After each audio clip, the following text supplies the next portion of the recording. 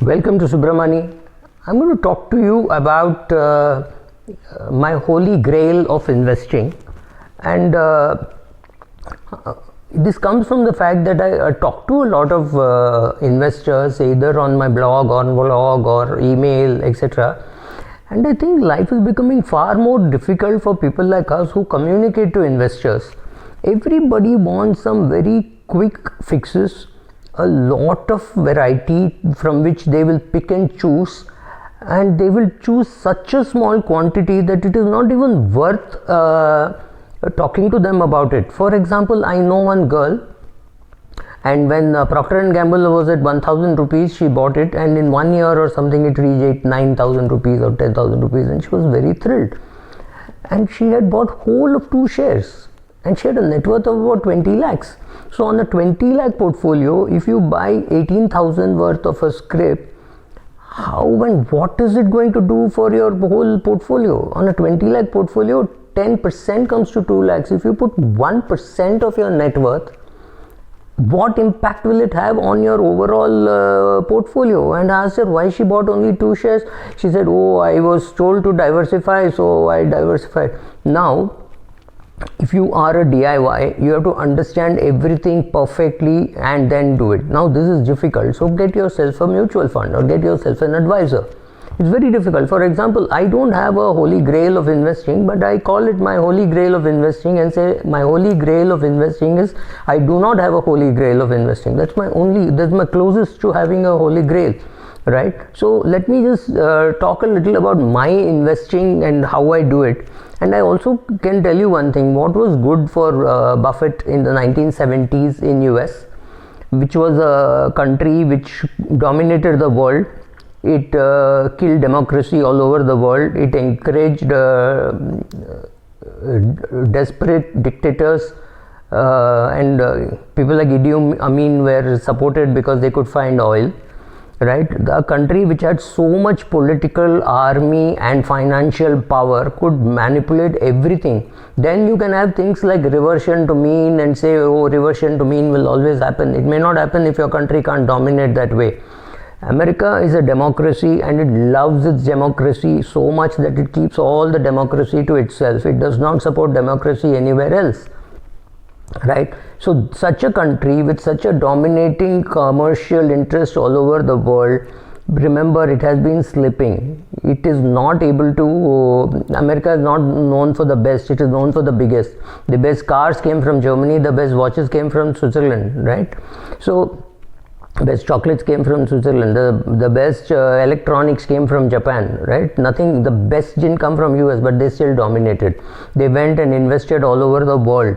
In this background, you have so many books written. Everybody who has written a book is American. So whether it is a John Templeton, Buffett, or Fisher or Graham, everybody has written in that prosperous part of US, where they could literally do anything and get away with it. They dominated the world war and they dominated the economy, right? So what works for Americans in America may not be the same things which work for Indians in India, right? So get those principles very clear.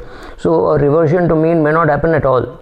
A company in which you buy may not ever come back. It could just go. Look at GE. It's an American company, right? It was at a peak of its glory when Jack Welch was there, and after that it has just gone downward, right? Just gone down south, right? So those kind of things will happen.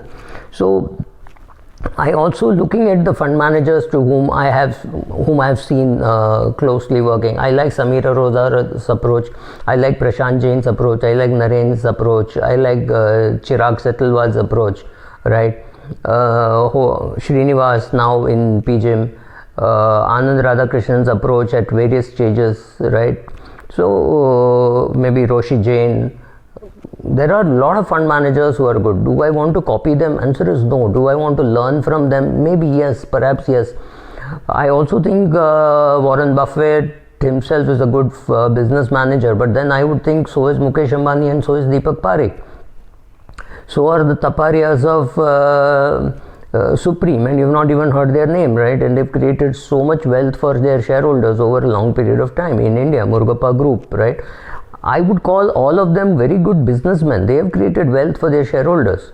So What do you have to learn from them? You have to learn a lot from all these people as to what all they have done. For example, Warren Buffett did not believe so much in diversification as Sir John Templeton. Sir John Templeton made his money in Japan, and Buffett made his money in US. But Buffett invested in companies which went abroad. He invested in Coca-Cola, which had operations in 100 plus countries. He had a stake in Gillette, and Gillette had operations in so many countries. So, well, they had diversification in some form or the other.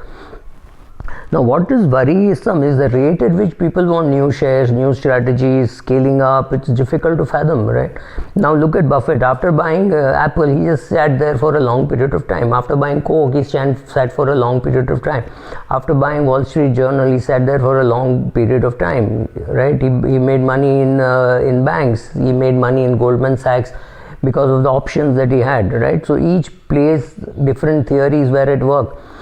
Are such deals even available to you and me? Answer is no, it's not available. So you have to buy, you have to have amazing conviction, and you have to have the guts to keep buying it more and more. Kajaria Ceramics, Titan, shares which I bought at various prices at various stages in life, saying, wow, this is a good company.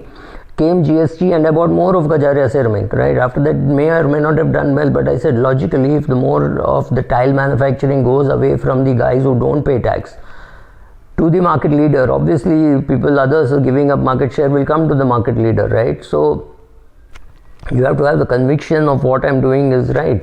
So not long ago I got EID Parry at 110, which I sold off at 210, saying that was a short deal for that, but I still have EID Parry in my portfolio anyway. I'm happy to sell it maybe today at 330, but not at 310, right? I may buy it back, I may not buy it. So I can also do deep value investing and at the same time do a trade which is a short trade. I can keep on buying a share all the way up. I can hold it there and then I can sell it all the way down.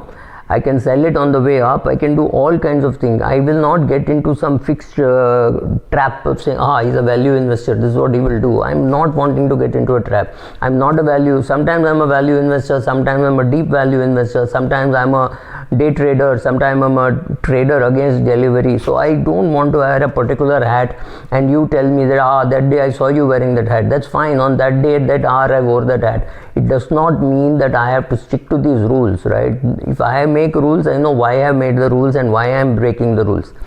I am in the Buffett camp as far as gold is concerned. I never considered gold a very important part of my portfolio. However, when the government started selling gold and at 2.5% interest, I said absolutely no downside in this. How much can I lose? Because I was comparing it to a debt fund return of say 6%. I said 2.5% is anyway being given by the government, so I will live with the fact that I will lose maximum 2-3%. Therefore, I bought some gold and that has appreciated, but it is not a significant amount, and I may sell it off also, right? Or any strategy which is a high fees charging strategy can't work. So be careful about PMS offers.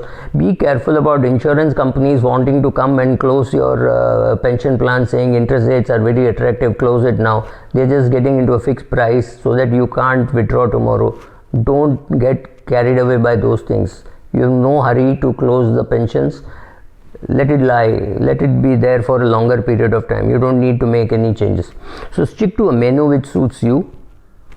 Yeah, dal chawal is good for you, idli is good for you, stick to that. Somebody who wants a more sophisticated item like a bel puri will decide on how tikka, how meeta it should be. He will decide where to buy the bel, where to buy the puri. Let him do all those things. Don't get into companies which are overly diversified. You don't even understand why they are so overtly diversified. And a good strategy and a good equity advisor or all of that is not very easy to find. But if you find one, stick to it. Make sure that in the long run you have a well diversified, inexpensive, tax efficient and systematic investment process instead of trading without too much of a strategy. If you want to trade, keep a small portion away and trade with that and say the minute that is brought to zero, I will stop trading, right?